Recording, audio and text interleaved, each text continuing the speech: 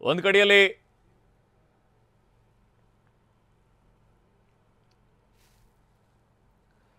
India ಮೈತ್ರಿಕೂಟದ ಹಲವಾರು ನಾಯಕರು ಈ ಒಂದು ವಿಚಾರಕ್ಕೆ ಸಂಬಂಧಪಟ್ಟಂತೆ ಖಂಡನೆಯನ್ನು ವ್ಯಕ್ತಪಡಿಸ್ತಾ ಇರುವಂಥದ್ದು. MK ಸ್ಟಾಲಿನ್, ಮಲ್ಲಿಕಾರ್ಜುನ ಖರ್ಗೆ, ರಾಹುಲ್ ಗಾಂಧಿ ಹಾಗೇನೆ ಹಲವಾರು ನಾಯಕರು ಕೂಡ ಕೇಜ್ರಿವಾಲ್ ಅವರ ಬಂಧನವನ್ನು ಖಂಡಿಸಿದೆ.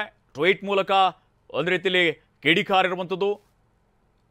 MK ಸ್ಟಾಲಿನ್ ಅವರು ಕೂಡ ಟ್ವೀಟ್ ಮಾಡಿದ್ದಾರೆ. ಯಾವುದೇ ಒಂದು ಬಿಜೆಪಿ ನಾಯಕರನ್ನ ಇಡಿ ಅಧಿಕಾರಿಗಳು ಅರೆಸ್ಟ್ ಮಾಡುವಂಥ ಕೆಲಸವನ್ನು ಮಾಡಿಲ್ಲ, ಅವರ ವಿರುದ್ಧವಾಗಿ ತನಿಖೆಯನ್ನು ನಡೆಸುವಂಥ ಕೆಲಸವನ್ನು ಮಾಡಿಲ್ಲ. ಆದರೆ ವಿರೋಧ ಪಕ್ಷದ ನಾಯಕರನ್ನ ಬಂಧಿಸುವಂತಹ ಕೆಲಸವನ್ನು ಮಾಡಿದ್ದಾರೆ ಅನ್ನೋ ರೀತಿಯಲ್ಲೂ ಕೂಡ MK ಸ್ಟಾಲಿನ್ ಅವರು ಕಿಡಿಕಾರಿರುವಂಥದ್ದು.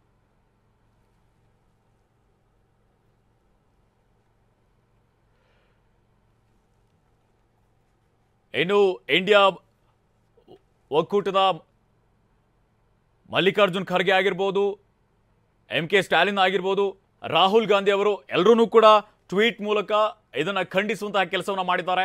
ಯಾವುದೇ ಕಾರಣಕ್ಕೂ ಕೂಡ CM ಆಗಿರುವವರನ್ನ ಬಂಧಿಸಬಾರದು, ಆದರೆ ಬಂಧಿಸುವಂಥ ಕೆಲಸವನ್ನು ಇಡಿ ಅಧಿಕಾರಿಗಳು ಮಾಡಿದ್ದಾರೆ.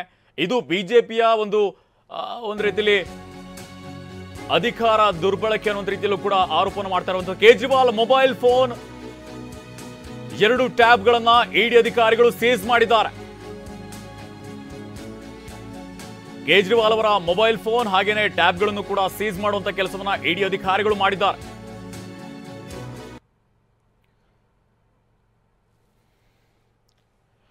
ಈ ಕುರಿತು ಹೆಚ್ಚಿನ ಅಪ್ಡೇಟ್ ನೀಡ್ತಾರೆ ನಮ್ಮ ಪ್ರತಿನಿಧಿ ಹರೀಶ್ ನೇರ ಸಂಪರ್ಕದಲ್ಲಿ ಜಾಯ್ನ್ ಆಗಿದ್ದಾರೆ. ಹರೀಶ್, ಈಗಾಗಲೇ ನೀವು ಮಾಹಿತಿನ ನೀಡಿದ್ರಿ, ಈಗ ಅರವಿಂದ್ ಕೇಜ್ರಿವಾಲ್ ಅವರನ್ನ ಇಡಿ ಕಚೇರಿಗೆ ಕರೆತರುವಂತಹ ಕೆಲಸವನ್ನ ಮಾಡಿದ್ದಾರೆ. ಈಗ ಎಲ್ಲಾದರೂ ವಿಚಾರಣೆಯನ್ನ ನಡೆಸುವಂತಹ ಸಾಧ್ಯತೆಗಳಿದೆಯಾ, ಅಥವಾ ನಾಳೆ ವಿಚಾರಣೆಯನ್ನ ನಡೆಸಿ ತದನಂತರದಲ್ಲಿ ಕೋರ್ಟ್ ಮುಂದೆ ಹಾಜರುಪಡಿಸುವಂತಹ ಸಾಧ್ಯತೆ ಇದೆ, ಹೇಗೆ?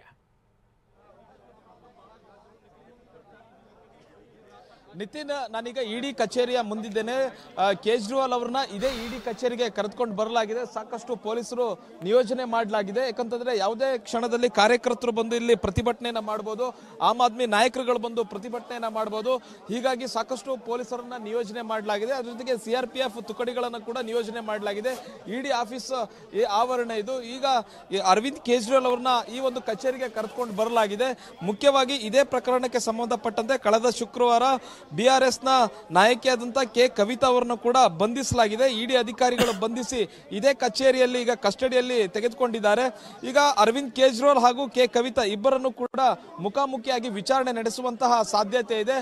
ಒಂದಷ್ಟು ವಿಚಾರಗಳನ್ನ ಕೇಳಬೇಕಾಗತ್ತೆ. ಅಬಕಾರಿ ನೀತಿಯಲ್ಲಿ ಆಗಿರತಕ್ಕಂಥ ಅವ್ಯವಹಾರ, ಹಣದ ಅಕ್ರಮ ಹಣ ವರ್ಗಾವಣೆ ಏನಿದೆ, ಈ ಪ್ರಕರಣದಲ್ಲಿ ಈಗಾಗಲೇ ಸಾಕಷ್ಟು ಮಂದಿ ಬಂಧನ ಆಗಿದೆ. ಸಂಜಯ್ ಸಿಂಗ್ ಅವರನ್ನು ಕೂಡ ಬಂಧಿಸಲಾಗಿದೆ.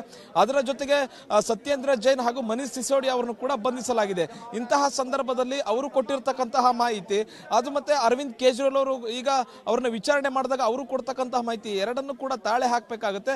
ಒಂದ್ ವೇಳೆ ಸರಿಯಾದ ಮಾಹಿತಿ ಸಿಗ್ತಾ ಇಲ್ಲ ಅಂತಂದ್ರೆ ಮತ್ತಷ್ಟು ಹೆಚ್ಚಿನ ಕಸ್ಟಡಿಗೆ ತೆಗೆದುಕೊಳ್ಳಲಿಕ್ಕೆ ಅವರು ನ್ಯಾಯಾಧೀಶರ ಮೊರೆಯನ್ನ ಹೋಗಬೇಕಾಗುತ್ತೆ. ನಾಳೆ 24 ಗಂಟೆ ಒಳಗೆ, ಬಂಧಿಸಿದ 24 ಗಂಟೆ ಒಳಗೆ ನ್ಯಾಯಾಧೀಶರ ಮುಂದೆ ಕೇಜ್ರಿವಾಲ್ ಅವ್ರನ್ನ ಹಾಜರುಪಡಿಸಬೇಕಾಗುತ್ತೆ. ನಾಳೆ ಕೇಜ್ರಿವಾಲ್ ಅವ್ರನ್ನ ಹಾಜರುಪಡಿಸಿ ಹೆಚ್ಚಿನ ವಿಚಾರಣೆಗಾಗಿ ಕಸ್ಟಡಿ ಬೇಕು ಅನ್ನುವಂತಹ ನಿಟ್ಟಿನಲ್ಲಿ ಕೇಳುವಂತಹ ಸಾಧ್ಯತೆ ಇದೆ. ಮುಖ್ಯವಾಗಿ ಇನ್ನೊಂದು ಕಡೆ ಸುಪ್ರೀಂ ಕೋರ್ಟ್ಗೂ ಕೂಡ ಈ ಒಂದು ಬಂಧನವನ್ನ ವಿರೋಧಿಸಿ, ಬಂಧನವನ್ನ ಪ್ರಶ್ನಿಸಿ ಸುಪ್ರೀಂ ಕೋರ್ಟ್ಗೆ ಅರ್ಜಿಯನ್ನ ಸಲ್ಲಿಸಲಾಗಿದೆ. ಅದನ್ನ ಮೆನ್ಷನ್ ಮಾಡಲಿಕ್ಕೆ ನಾಳೆ ಬೆಳಗ್ಗೆ 10:30ಕ್ಕೆ ಸರಿಯಾಗಿ ಅದನ್ನ ಮೆನ್ಷನ್ ಮಾಡಲಿಕ್ಕೆ ತಯಾರಿ ಕೂಡ ನಡೆದಿದೆ. ಒಂದ್ ವೇಳೆ ಸುಪ್ರೀಂ ಕೋರ್ಟ್ ನಲ್ಲಿ ರಿಲೀಫ್ ಸಿಕ್ಕಿದ್ರೆ ಅರವಿಂದ್ ಕೇಜ್ರಿವಾಲ್ ಅವರಿಗೆ ಬಂಧನದಿಂದ ಬಿಡುಗಡೆ ಆಗುತ್ತೆ. ಇಲ್ಲ ಅಂತಂದ್ರೆ ನ್ಯಾಯಾಂಗ ಬಂಧನಕ್ಕೆ ಕೊಡ್ತಾರಾ ಅಥವಾ ಇಡಿ ಕಸ್ಟಡಿಗೆ ಕೊಡ್ತಾರಾ ಅನ್ನುವಂಥದ್ದನ್ನ ಕಾದು ನೋಡ್ಬೇಕಾಗಿದೆ. Nitin. Okay Harish, thank you ತಮ್ಮೆಲ್ಲ ಅಪ್ಡೇಟ್ಸ್ಗೆ.